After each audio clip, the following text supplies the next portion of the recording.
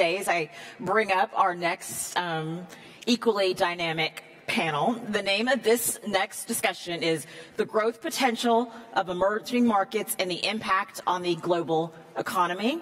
Our speakers will be making their way to the stage very shortly, and the moderator for that particular discussion is going to be Giles, the economics editor of the Financial Times, and I see him coming to the stage right now. He is going to introduce the people that will be joining him on the panel for this discussion. I think you would agree it's been a pretty dynamic morning, as will the rest of today and tomorrow. And thank you everyone for remaining seated, and I'm going to turn it over to Chris as he is ready to introduce his panel. Thank you. Thank you very much. Good morning, everybody. If I could invite the panel onto the stage, I'd like to invite His Excellency Ali Shareef Al Emadi, the Minister of Finance of our host here, Qatar, His Excellency Berat Albayrak, the Minister of Treasury and Finance of Turkey, and Christian Sewing, the Chief Executive of Deutsche Bank.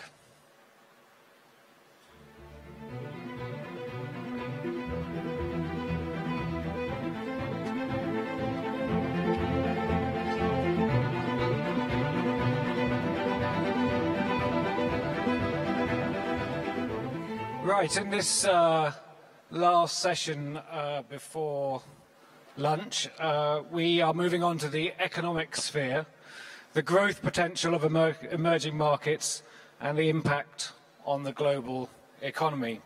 Now, my name's Giles. I'm the economics editor of the Financial Times. I'm based in London, and the irony is not lost on me that when we often think of emerging markets being unstable and risky places in the world, and yet the place I've come from, the country I live in, is fast showing all the classic signs of instability, definitely on the political front at the moment. But that's enough about London. We're here to talk about the emerging markets. And it's the growth potential in emerging world which is truly phenomenal. Just a few facts just to kick us off. In the 1980s, 2/3 of all the growth in the world came from a very small number of advanced economies, essentially the G7 as they were then. Now, in this decade, 70% of the global growth will come from emerging markets. It's had remarkable effects on humanity across the world, extraordinary progress in eliminating poverty. So the proportion of people living below the UN definition of poverty of $1.90 per day is down from 40% of the world's population in 1980 to 10% in 2015. Now, that's clearly not enough. There's an ambition to eliminate poverty, extreme poverty altogether, but there has been a lot of progress made, and that has almost all come from rapid growth in emerging markets. But of course, not everything is rosy in the emerging world. 2018 this year has been a very difficult year.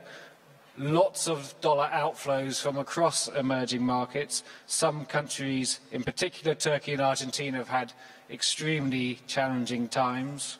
And global debt is at a record level, $182 trillion, according to the International Monetary Fund. So there is both a huge opportunity and quite a lot of risks and domestic fears. So this is the backdrop to our discussion this morning, both the opportunities and the fears. Now, maybe I would like to start with Your Excellency, Mr. Emadi.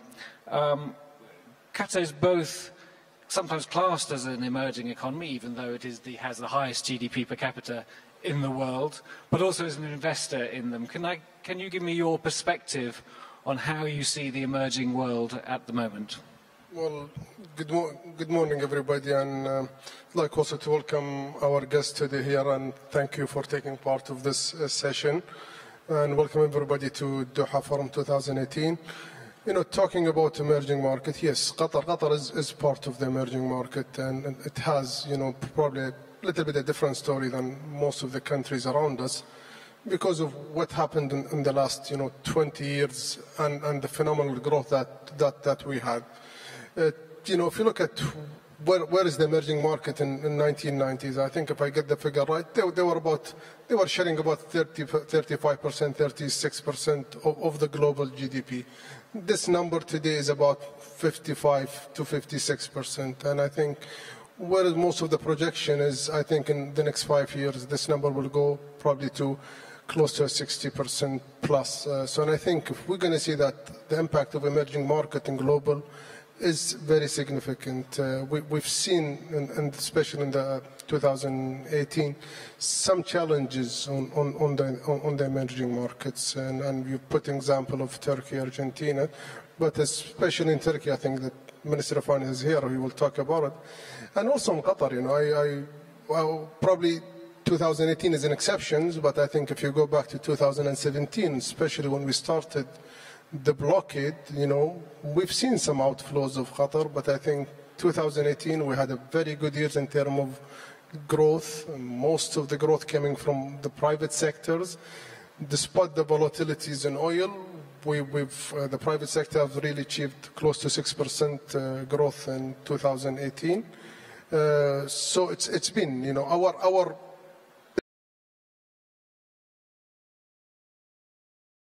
different main element.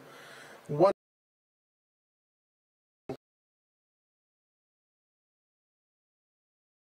applying energies to emerging market and fueling their economies and having a sustainable economy. So more than 40% of Qatar energy export went to emerging market.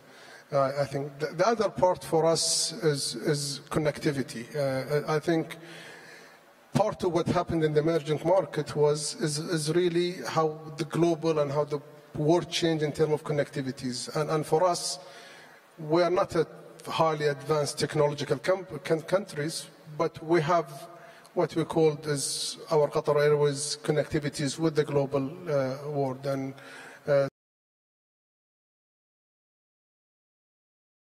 I think this by itself also put a lot of positive toward the global market. I think the other pillar for us is the financing part of it. Qatar has enjoyed a long term of surpluses for the last 15 years. Okay, the last 3 years we had some deficit, but I think from 1999 until close to 2014 we had surpluses. Lots of these surpluses has been deployed to developing countries and also to emerging market. Now, Mr. Seving, just from the private sector, can I get your sense of how important are emerging markets to your business, and how do you see the landscape at the moment?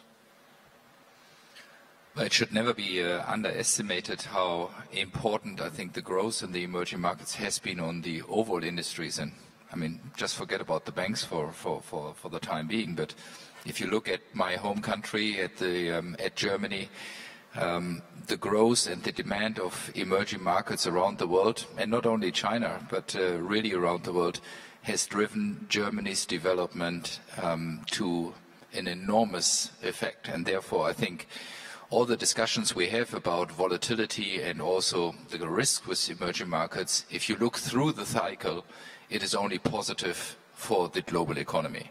And I think we all benefit. Manage it with the right level of diversification. You have to advise your clients that obviously you have when you act and deal with emerging markets, that you have a diversified landscape in terms of regions, in terms of countries, in terms of currencies. But overall, I mean, we just heard the numbers. I think the growth of the world has been in particular driven by the emerging markets. That's what we need to support. And by the way, that's what we support as a private sector. Deutsche Bank's revenues, more than 20%, are coming from the emerging markets. We believe in that growth scenario, but always with the right risk appetite. But if I compare that with the previous years and how we have developed, then I think this will be a significant growth engine also in the future. We very much look then also at political stability. It's not only at the underlying growth factor, but also how is the governance, how is the political stability. And if this all fits together, then honestly,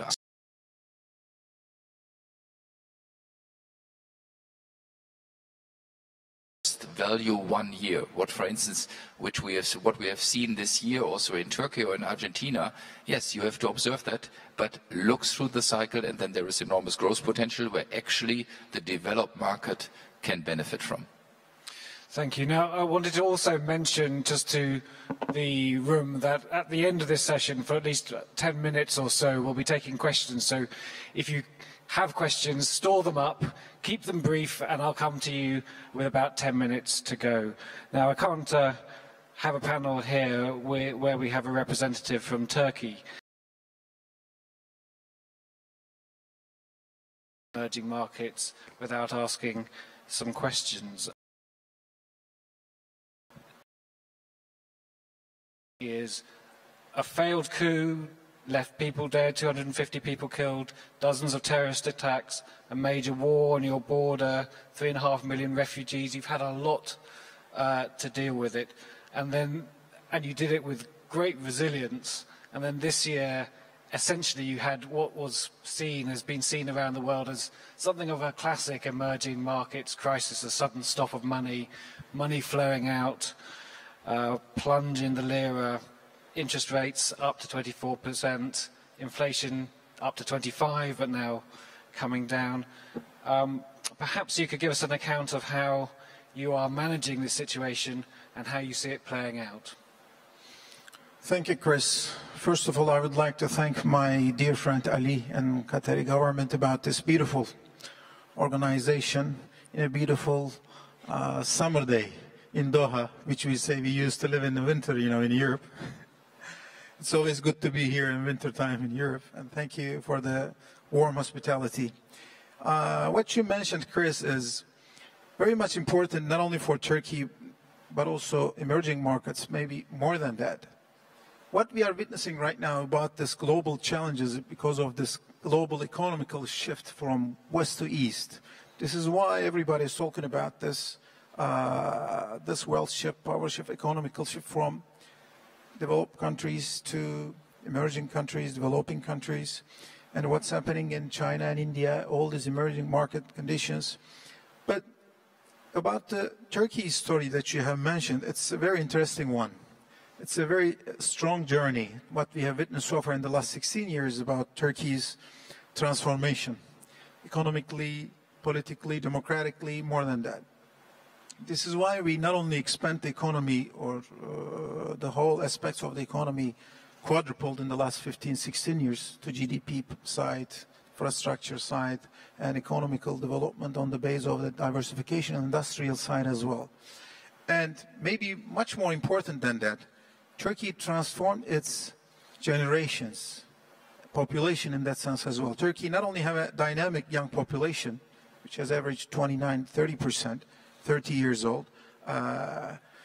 That's the first time ever Turkish government, after 2002, 16 consecutive years, we have invested the highest portion of the cake, budget cake, to education. And this is why we ended up a very young, dynamic, confident, and a very much volunteered, strong, managed, skilled workforce in that sense.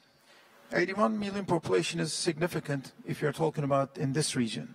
And which means that 2/3 of the global oil and reserves is in that region, and within that capacity, what you need to do to increase the capability of doing business is crucial as well. You touch a little bit about of them, the coup, the crisis, the tax, whatever. And I said this example, if it doesn't kill you, it makes you stronger strategies. A good example for Turkey as well. Turkey learned a lot in 2001 crisis, 2008 crisis, moreover than that the whole whatever happened. But what about the last one? And all these vulnerabilities in the last couple of months is not only for the experience that Turkey has utilized so far, previous crisis, but moreover than that.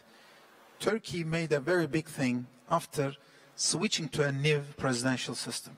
That's one of the crucial things, because July 15, 2016, worst day ever in Turkish history. And I used to live in New York, and I told the same story to my New Yorker friends. When I was there in September 11, it was the worst day ever in American history. Not only New Yorkers, but the whole US nation has been affected. That's the worst day ever, including Ottoman times for centuries, because not only hundreds of people died, thousands of them wounded, but that night, millions of them were on the street to save their future and democracy. And we ended up, for 2 years, to do what? The economy, not only all the time was the #1 priority of our agenda, became number 3 or 4. What becomes the #1 priority? Security. This is why Turkey started to fight with PKK, PYD, YPG, Daesh, FETÖ, whatever, all these internal threats, but regional threats and organizations as well, including Syria and Iraq, what has happened. That was not an easy fight, and that ended up with almost in 2 years with 3 elections, and thankfully it ended up June 24th elections, we switched to a new system, dropping the number of ministries in 2002 from 36 to 26, and within that sense, in 2018, after the election, 26 to 16, a very much result-oriented, a very strong, committed management system. This is why, having said that, comparing to 10 years ago's global crisis, 2008 global crisis has affected all around the world, right? After 10 years later, we have witnessed a similar crisis, which has a much worse effect because this one has a specific effect on Turkey, including currency, inflation, and interest rates, right? For 3 months. But thankfully, within the help of this new executional power that we have on the hand, with the news, we thankfully wiped out all the effects in 3 months. Thankfully, not only currency appreciation was on the way as well, but also current account balancing is on the way as well. And also the inflation is getting much more stronger. November and December is going well in that sense as well. But all in all, again, what I said about if it doesn't kill you makes you stronger. What we have named so far in the September, the new economical program, we said that we know the vulnerabilities, we know the strengths and weaknesses, but we know what we have to do for that transformation. This is why we named rebalancing, discipline, and within the help of these two, we are going to transform the economy within a base of a real economy, which Turkey already has. This is why we have created this economical export miracle in 16 years, almost 6 times comparing to 2001 or 2. It used to be around $30 billion to reach $170 billion of export. So this is why 3 consecutive months we have witnessed current account surpluses, August, September, and October. And thankfully, in November, it's going to be a strong one. And the initial 10 days results of the December in that sense as well. So that's a challenging, but a very much strong experience for Turkey, and hoping that it's going to be much brighter for that sense as well. Can I just ask a couple of very quick follow-up questions? As you said, the current account deficit problem, which was in some ways the cause of the concerns about the Turkish economy, has been turned around, but it's been turned around essentially by a massive squeeze on domestic demand and spending. And in the last 3 months, growth was negative. It's still positive on a year-on-year basis. Do you see Turkey being able to avoid a recession in the months ahead? Most external forecasts don't agree with your government's forecast of a 2.3% growth next year. They see a modest decline in output. You ask a very strong question and very right question, Chris. Everybody is asking on that. Why this one is different, we see in the numbers as well. There is this all-time this saying about, urban legend stories about if an economy slows down, just like Turkey used to have in 2008 or 11, whatever, the crisis as well, the whole trade package slows down. Not only export, import, the whole package. But what we have witnessed so far within this recent one, we see a significant slowing down on import, which I do all the time said that. There is this foam over there. There is this luxury current account expenditures about this import part of it, which we do Turkey as producing whatever you name for internally. And the local internal production capability of Turkish industrial capacity was strong. But what we need to do, not only appreciation of the currency, but moreover than the policies that we execute on the front within the help of the infrastructural base, but structural reforms help on that sense. We can grow our export as well. This is why last 4 months, we created more than 20% of decrease in import, but almost 10% increase on export. This is why we shrink this current account deficit and create it whatsoever. And about recession, again, it's very much important. Even though what we have witnessed in 2008 crisis, just like the other global economies, we have witnessed 4-quarter shrinking, negative growth in that experience. But whatever the talks and estimates about the third quarter of Turkish economy, we have created 1.6% positive growth, which is very much crucial. Even if you think that the previous year, 2017, third quarter results was record high comparing to the coup third quarter, 2016, it was 11.1%. Even the base effect was a strong negative message on the ground. Thankfully, we have witnessed a positive third quarter. So the thing is, we have balanced this rebalancing strategy within the shrinking of the whole trade from the import side, but we have filled this gap with export increase plus tourism revenues, and huge, by the way, its performance is 20% every year, growing. Not only witnessing, I think this will be a record high year, almost 42 million tourists Turkey will attract, it will be a biggest one ever. And the revenue size, almost $30 billion, and it's growing every single year around 20% as I have mentioned. So the idea of rebalancing coming from the reality and the basics of a real producing economy in that sense. So what I have named so far about the question that you have mentioned is the normalization will be realistically on the ground in case of rather than 7, 8, 9% growth, switching to a 3%, 2%, 4% growth, but a very much quality, no current account deficit, a balancing within a sense of a base that you can create in that sense as well.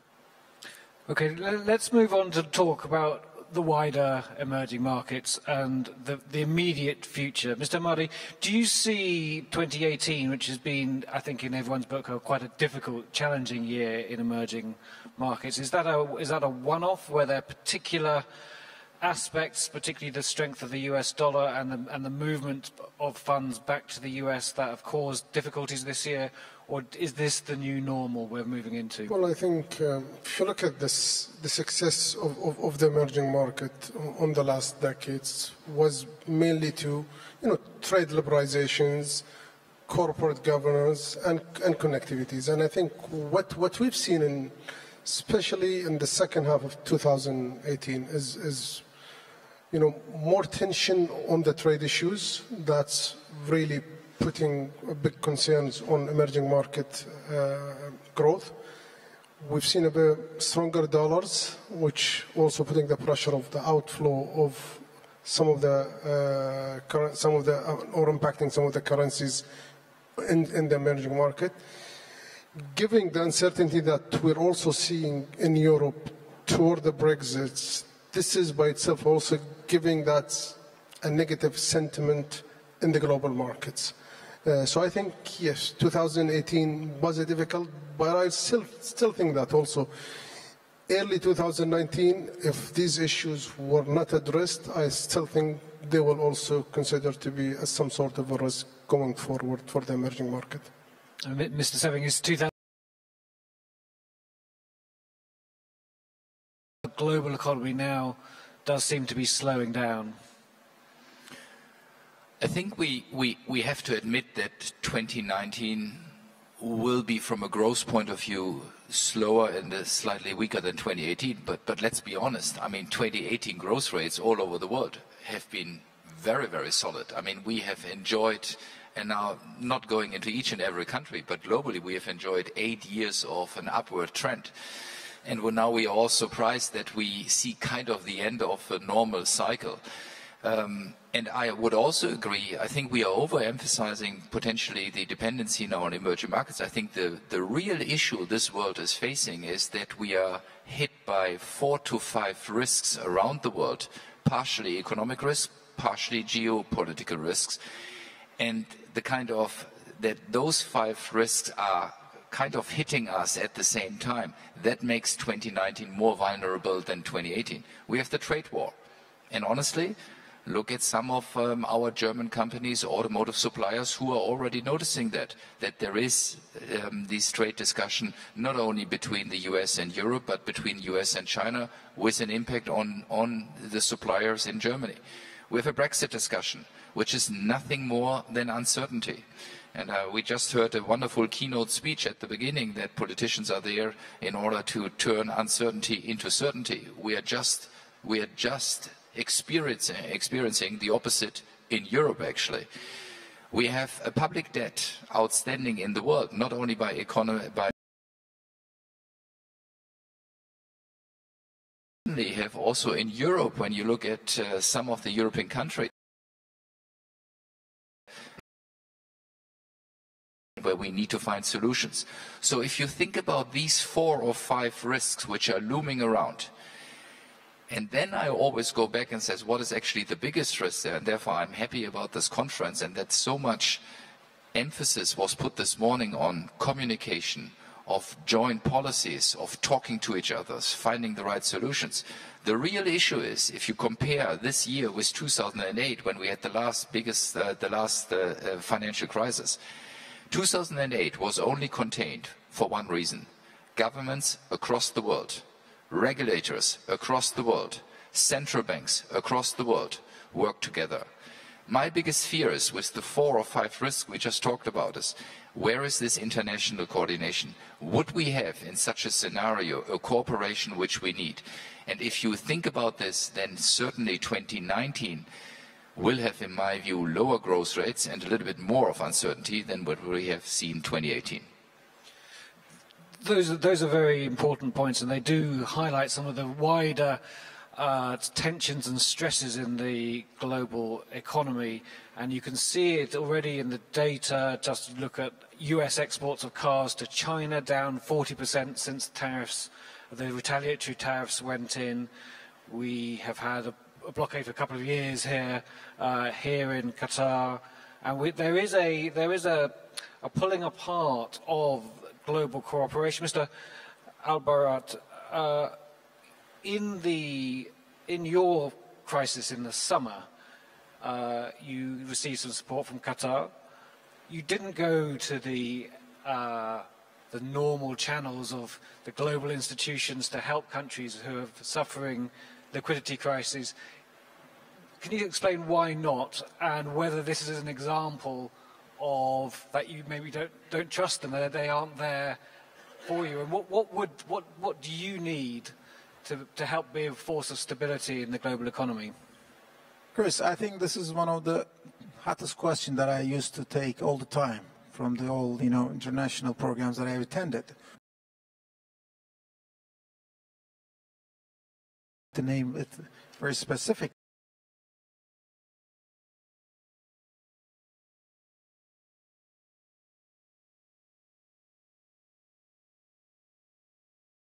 After I have been appointed in July, my first task was I need to define see the real deal, the balance sheet, what we have on hand. Not only negotiate, not only manage, whatever. When I look at the balance sheet of Turkey, because that's very much crucial, you need to see what you have on the hand. Let me define that, and you answer yourself about the answer of this question. 4 bases of a balance sheet is crucial: public, household, financial, and non-financial. So these 4 bases creates a balance sheet of a global part of a country's balance sheet, right? When we look at that, the Turkey's public portion of this, public debt to GDP portion of this, that strategy is around 28%, which is one of the lowest comparing to the emerging markets, which is like 49%, and the global average is 67, 80, much higher than that. Turkey has no problem on the public portion of it. What about the second one, household? Turkish household, again, I have mentioned, Turkish people, Turkish institutions, companies, foreign companies learned a lot during the crisis that we have witnessed so far. This is why we ended up 16% to GDP household lending, which is not only very low, by the way, comparing to the emerging markets, 36% average, or it's around 60% to the global average.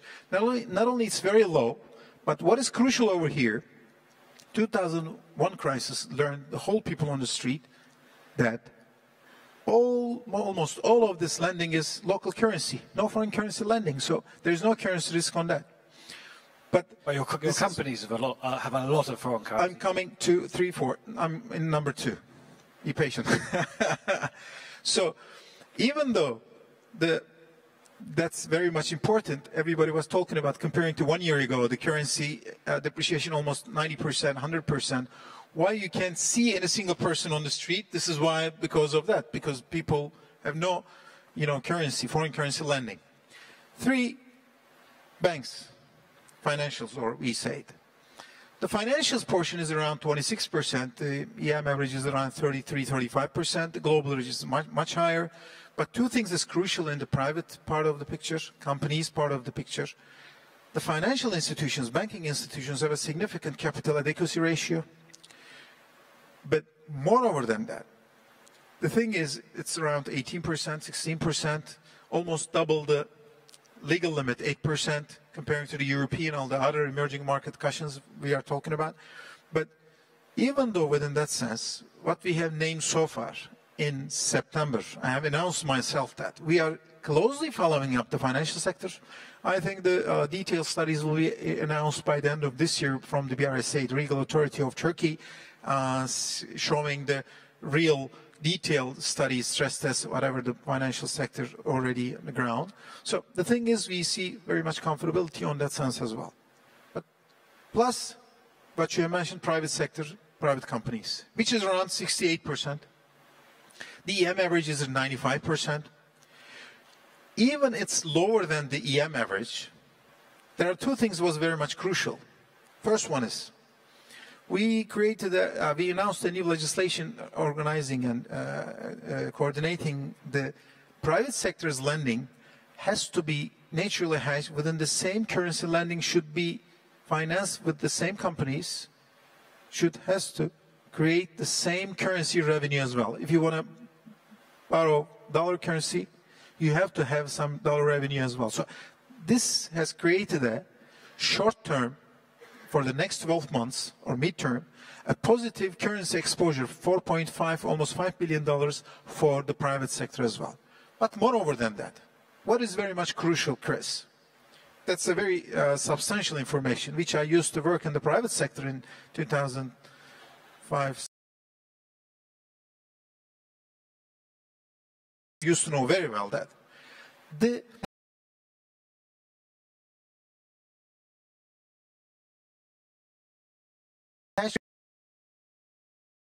experience of Turkey starting from mid-90s, which means that to those companies who used to export Europe, whatever outside of Turkey, most of those private companies accumulated most of their revenues or profits outside of Turkey to create this kind of wealth on different portfolios as well. And this may end up almost significant amount of this net lending, which is around $86 billion. By the way, out of this $86 billion of private lending, net foreign lending, 55% of them is 15 biggest companies, and the rest, 45%, around $40 billion, belongs to 2,000 private companies, which has attached with back-to-back their own money. Which means that this significant amount of lending covers their own risk within their backed currency, same currency reserves that they have. But even though, out of these things that we have mentioned, we see the whole risk on the basket. All in all, if we accumulated these 4 portions to the Turkish balance sheet, which makes 138% to GDP of Turkey, which is around 211% on EM average and around 318% the global average. Within that sense, Turkey is in a very strong and comfortable cushion in that sense about this balance sheet. So what I need to have as a government and a third party to support within this. Well, you certainly heard it here first that Turkish debt, even though people around the world think it's a problem, the finance minister is assuring us that things are fine. I wanted to move on to maybe a really big and deep question, I think, for all the panel. We've seen a breakdown in sort of economic relations and even in June, there was the most extraordinary G7 where the leaders of the 7 biggest, or not biggest, but most important economies in some ways in the world couldn't even agree that a rules-based system of international trade was something that they could all sign up to. Perhaps when we're talking about emerging economies, the real fear in America is that they don't like the idea that they're no longer the most important economy in the world, or no longer necessarily going to be the biggest economy in the world, and on some measures they already haven't been since 2014. I wanted to ask all the panel whether the global system can actually handle, can cope with a change in the global pecking order, important place in the world, to one where there's not necessarily that that's changed, but there's more tension and there's more challenge there. Maybe Mr. Emadi, you could go first. I think it's, we like it or not, you know, the global economy is changing, and it has changed in the last, at least in the last 2 decades, especially with where the emerging market is going. And I said this on my earlier remark that, you know, in the next 5 years, almost 60% of the global GDP will be from the emerging market. So, and even if you look at from the population point of view, you know, most of the developed countries, they're almost in their population, they peaked, or some of them are seeing even a decline.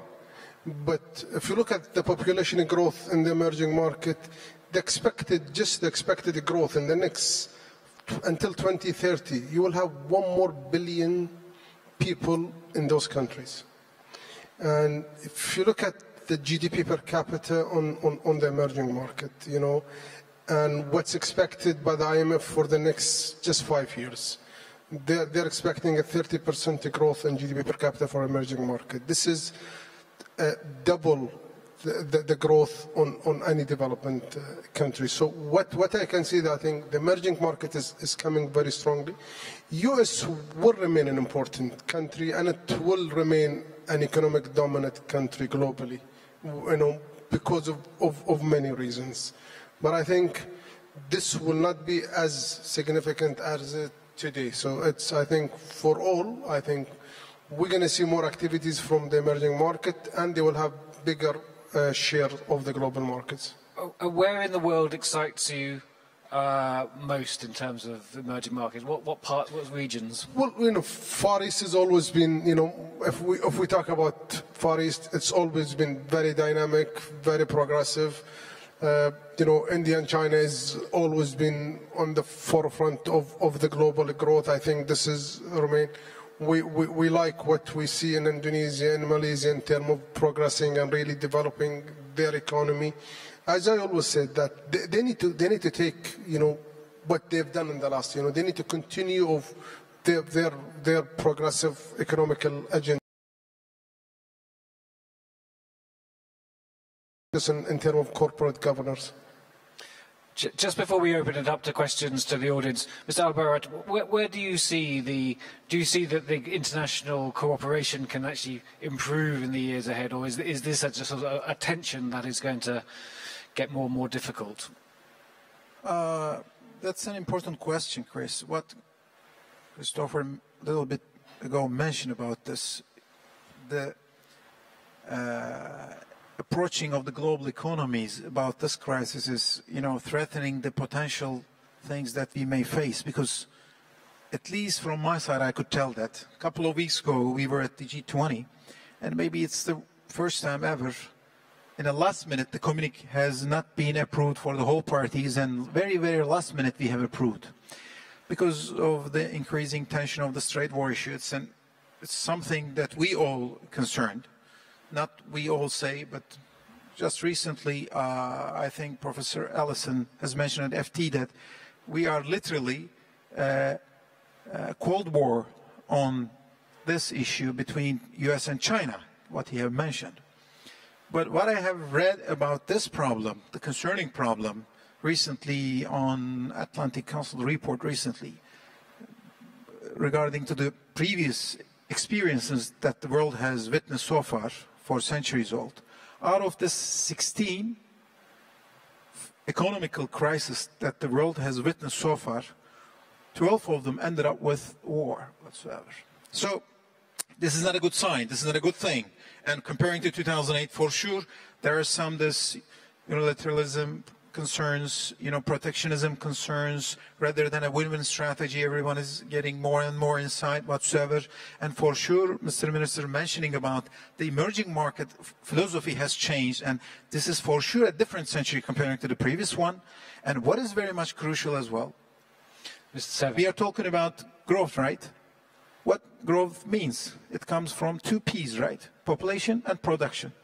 And where this population is coming from, still we're looking at the emerging market. Where this production is coming from, still within that sense. And by 2030, most of the experts are saying that just the consolidated GDP of India and China, just these two, will be more than G7, and the population will be reaching more than 3 billion. So the thing is, the Asia-centered global economy and all this shift has creating not only opportunities but also threats as well. And that's the question. What we need to do, find a interim role to find a significant solution for the sake of the whole world, not the countries as well. Mr. Seving. Well, I said everything about the necessity of international cooperation. That is a threat to the world, which we need to solve. I think it's a little bit too short thought just to think about where is the power shifting. I think it's all about the adjustment of the economies. If I just think about from the region I'm coming out of my home country, that was 20 or 30 years ago, a region where 90% of the economy was with furniture production, textile production, and printing industry. Everybody thought this region will go down. It's still one of the most prospering regions in Germany because they amended themselves, they reorganized themselves. And therefore it's not only emerging markets versus developed markets, it's the way you react to global trends. And that is, for instance, something where Europe needs now to react. If you think about platform economies, that is in the US, very strong, and in Asia. Europe kind of lost the first half of the game. And there we need to step up, there we need to think. So it's not only emerging markets versus developing markets, it's about where the industry trends go and how much you invest in there. And I agree, the young people are somewhere else than in the developed markets. We need to attract those young people in order to be competitive in the long term. And I think that's the game, what we have to play. Thank you very much. Now, I'd like to open it up to very brief questions. If you could put your hand up, I can find it. There's a gentleman just in the middle there with a tie on. Yep. There's a microphone coming to you now. Yes, just there, number 3. Yep.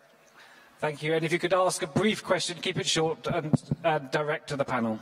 Thank you. I've heard more traditional analysis of the drivers for power or production. We're talking about number of people and production. What about technology with robotics and so on? What is your forecast of the power, and economy size in the future, taking into account technological advancement? Thank you. Okay, Mr. Emadi, would you like to take that? Well, I agree. Technology will play a big part in any economies today. But I think if you look at the emerging market, what I think the ministers of Turkey mentioned, that in terms of population is the demand issues and how we can really fuel these demands in these type of economies. I still think there is a lot more to go in the emerging markets in terms of not having that much an impact of technology as we see that disruptive technology as we see it in more of the development countries. But yes, this is one of the areas that it is coming, and I think a lot of countries that are really adjusting very well. They're changing their way of doing business, especially if you look at the financial sector, the auto sectors, and how this will impact the unemployment in some of these countries. But yes, this is one of the risks that I'm sure a lot of countries are looking at it. Thank you. I think we have time just for one more question. here towards the front, number 2, please. Please, I want to draw attention to a very important obstacle for the emerging countries. This, which I mean, selling arms by the advanced countries to our poor countries. This satanic swap between making prosperity in your countries and job and ruining and destroying our countries. Please stop selling arms and send to us machines, manures, technology. Then the terrorism will be finished, and illegal immigration. This is the most important. We have to take all means to stop this satanic swap. I think that was really a question for someone from an advanced country. Mr. Seving, would you like to comment very quickly on selling arms to emerging markets and whether that is something that the world should be seeking to end? Well, I think, to be honest, first of all, and you won't be completely happy with my answer, because obviously I'm answering this one out of the view of the financial institutions. I think we have the tightest and the most robust guidelines and policies around this to only do this to countries where we think that they have the right intention, and that is only for defense reasons, and that is not for any aggressive nature. And I think if everybody would behave like that, I think we would be in a better shape. So that is Deutsche Bank's policy, and we stick to that one-to-one. Well, thank you very much. I'd like to thank all the panel, Mr. Emadi, Mr. Albayrak, and Mr. Seving, for what I think was an extremely informative session, which I think in most ways we understand there's problems out there which the world does need to deal with, and policy needs to adapt to take account of the new challenges. But you can't get over the fact that the emerging world is where the growth of the future is coming from, and we should take away a reasonably positive message. Can we thank the panel, please?